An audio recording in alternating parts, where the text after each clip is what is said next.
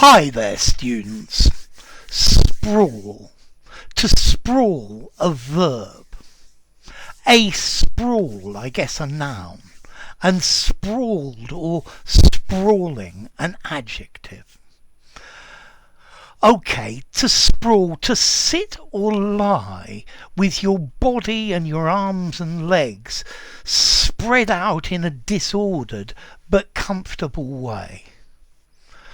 You know, when you come home from work on a really hard day and you finally get home and you sprawl thump, on the sofa and you get really comfortable.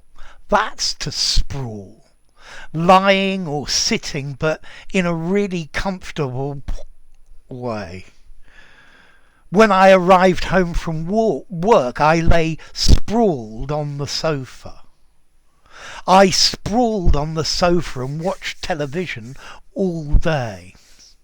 So to lie down or to sit down in an ungainly and disorderly way. After the fight, one of the two people fighting was sprawled on the ground, lying in a heap on the ground. He was probably unconscious. So, generally we can use it as well, not just a person spread out in a disorderly way. My handwriting sprawled across the piece of paper. Now, very often we use the word sprawl to talk about urban development, urban sprawl.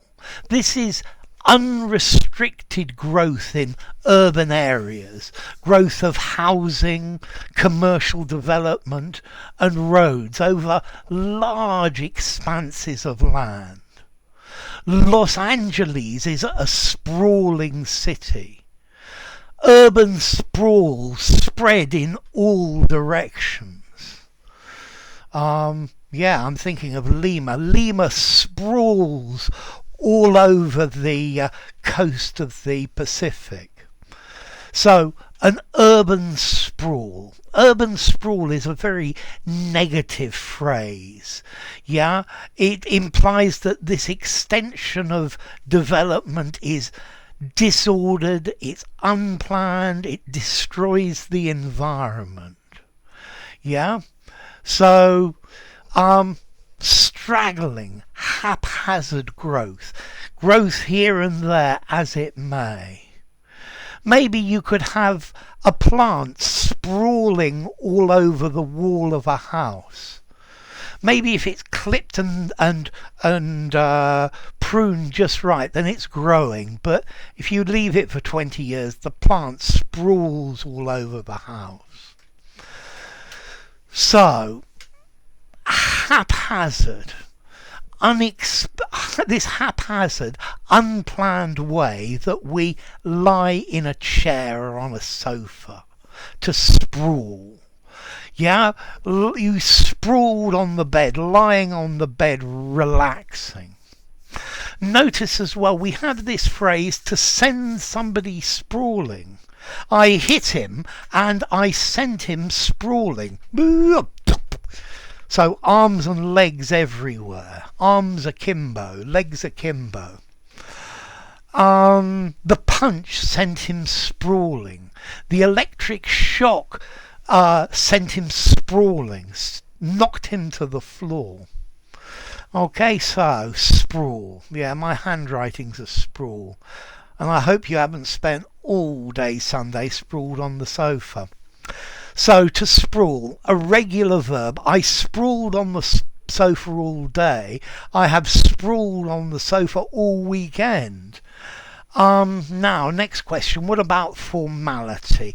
I think I'd probably give to sprawl a 5 in formality.